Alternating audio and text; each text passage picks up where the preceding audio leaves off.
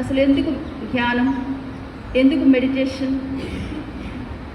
అది నిజంగానే అవసరమా, లేకపోతే అది ఎవరో పెద్దవాళ్ళు ఎవరో 50-60 తర్వాత చేసుకోవాల్సినదేమో అన్న భావం మనలో ఉంటే మనం ఎప్పటికీ దాని మీద ఇంట్రెస్ట్ చూపించం. ఏదో సార్ వాళ్ళు చెప్పారు కాబట్టి కాసేపు కూర్చుందాం అని ఏదో నామకార్థంగా చేస్తారు. సో అలా చేయడం వల్ల మనకేం లాభం లేదు, దానివల్ల వచ్చే లాభాలు మనం పొందలేము. సో అసలు ఎందుకు మెడిటేషన్? మెడిటేషన్ వల్ల ఏమొస్తుంది?